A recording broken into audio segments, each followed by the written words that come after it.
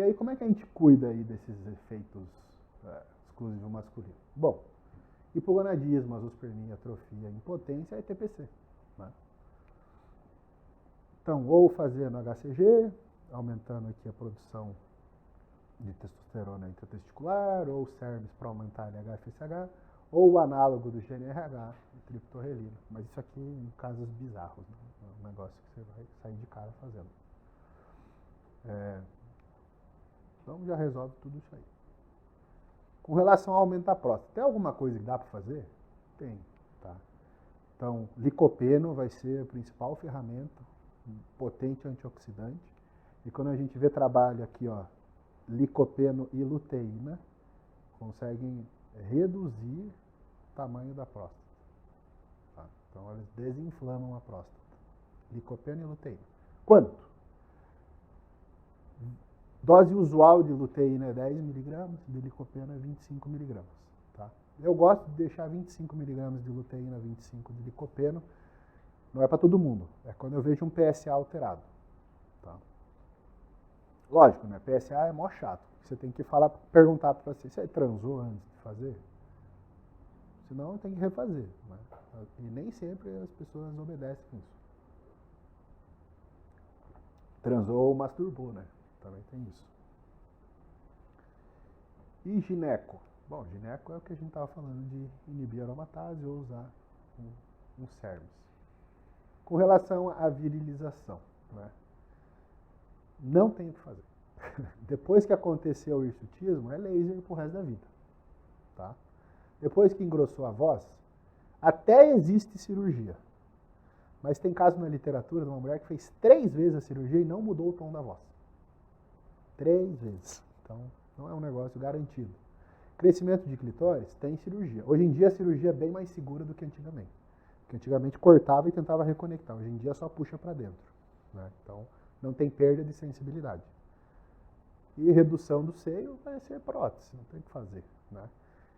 Então, tem que atuar antes disso acontecer. Né? Como? Através da escolha do hormônio, escolhendo o menos androgênico possível, dosagem, a mínima possível, e também o tempo de exposição vai influenciar nisso. Esse creme aqui, né, é um creme que a Tati, a professora Tati, que tem 3 PhD em farmácia, ela desenvolveu e eu acabei aumentando até um pouco as doses. Então, base Pentravan, que é SP 10 gramas, progesterona 1%. Aí eu coloquei dutasterida 1%, ciproterona 1%, porque é muito barato. Né? E acaba que quando a mulher está com o clitóris inchado, esse creme desincha. Então você consegue evitar que acabe havendo a hipertrofia do clitóris. Tá? Então o clitóris ele tem uma fase que ele só está inchado. Se você desinflamar ele, ele não vai aumentar. E a voz você tem um período de ação ali. Então, a mulher começou a ficar rouca, é reversível. Depois de um tempo rouca, começa a falhar a voz igual adolescente. Então, tá falando aí, dá essas falhas. Enquanto tá nessa falha, ainda é reversível, porque não houve a hipertrofia ainda da corda vocal, tá no processo. Né?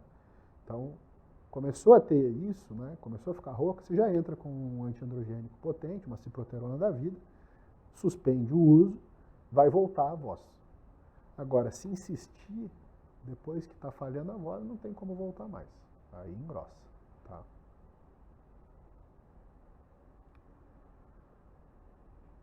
A gente vai ter como, né, antiandrogênico aí, se for o caso de algum hormônio que reduz, né, o que a gente estava falando de inibidores, ou os antiandrogênicos, para ajudar a tentar reverter o processo. E os cardíacos? O que dá para fazer? Né? Então, antigamente a única coisa que fazia, toma uma aspirina e pronto. Mas a aspirina, de fato, a aspirina ela reduz a viscosidade sanguínea. Então aqui a gente tem o uso da aspirina, né, e uma análise reológica aqui, medindo a viscosidade em Pascal, né, e realmente a aspirina ela diminui a viscosidade, mas ela não vai baixar o hematócrito. Né? Então você continua tendo o mesmo tanto de sólido no sangue, porque o hematócrito é isso. Você centrifuga o sangue e vê qual que é a altura, de sólido que ficou embaixo versus o que sobrou de líquido em cima. Então, meio a meio é o normal. Agora, se você tem mais da metade de sólido, você começa a ter um sangue muito viscoso. Para reduzir hematócrito, né, faz uns 2 anos que eu tenho pregado o uso da natoquinase. Tá? A natoquinase ela é uma levedura japonesa comum na dieta do Japão e ela é uma enzima fibrinolítica. Então, o uso clínico da natoquinase é aumentar a reperfusão do cérebro pós-AVC, porque ela tem ação fibrinolítica. Tá? Agora, além dessa ação fibrinolítica, ela também é antiagregante plaquetário e ela consegue reduzir hematócrito. Então, assim, acho que é o maior achado dos últimos anos do fisiculturismo é a natoquinase. E também nos casos de hipertensão pulmonar, né? O uso de Umbrá vai baixar o hematócrito. Por quê? Quando eu tenho hipertensão pulmonar, é a mesma coisa de eu estar em altitude, né? A pessoa que está lá em Quito, no Equador, vai jogar bola. O que acontece? Eu pioro a troca gasosa. Quando eu tenho hipertensão pulmonar, eu tenho eu tenho dificuldade em largar o CO2 para pegar o O2. Então o sangue volta sem estar completamente limpo. E aí, como é que meu corpo vai tentar compensar isso? Aumentando a quantidade de hemoglobina, né? Aumentando a quantidade de hemácia. Então, nos pacientes que têm hipertensão pulmonar, e nem sempre quem tem hipertensão pulmonar tem hipertensão arterial, nem sempre quem tem hipertensão renal tem hipertensão arterial. O uso de, aqui no caso, losartana, né, para quem tinha DPOC, reduzindo de 60 para 40 e pouco o hematócrito. Então, hoje em dia, eu acabo pregando que o uso profilático de natoquinase com Umbrá, para quem é fisiculturista, faz uso prolongado de dose suprafisiológica, ele é necessário. Tá? A gente vê como é que eu acabo desconfiando da necessidade ou não de usar Umbrá.